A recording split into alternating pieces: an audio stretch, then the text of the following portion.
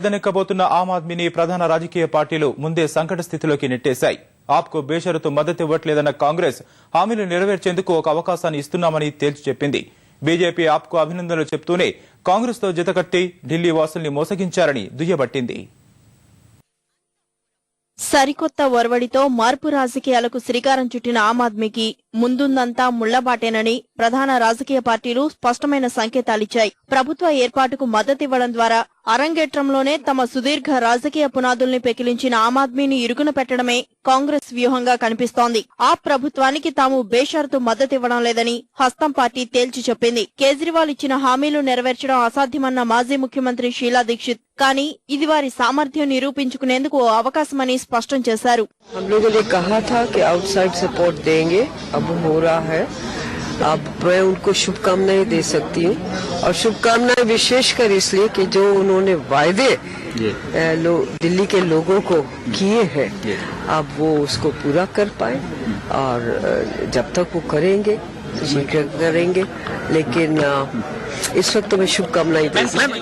భాజపా కూడా ఆ ప్రభుత్వ ఏర్పాటు నిర్ణయాన్ని స్వాగతిస్తూనే విమర్శనాస్త్రాలు సంధించింది. కాంగ్రెస్ ఆమ్ ఆద్మీ కుమ్మక్కయ్యారనే విషయం దీనితో రుజువైందని భాజపా నేత హర్షవర్ధన్ అన్నారు. అవినీతిపై ఉక్కుపాదం మోపుతామంటూ ఉదరగొట్టిన ఆమ్ ఆద్మీ మళ్లీ హస్తంతో జతకట్టడమే ఇందుకు నిదర్శనమని ఆయన స్పష్టం చేశారు.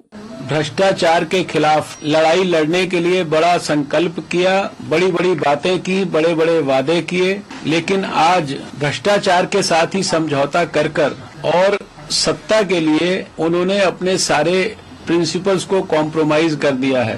दिल्ली में जो सरकार बनने जा रही है वह दिल्ली की जनता से एक प्रकार का धोखा है, क्योंकि दिल्ली की जनता ने भ्रष्ट कांग्रेस को 2013 के चुनाव में पूरी तरह से रिजेक्ट किया और उसी भ्रष्ट कांग्रेस के साथ कॉम्प्रोमाइज करके आम आदमी पार्टी आज दिल्ली में सरकार बनाने जा रही है।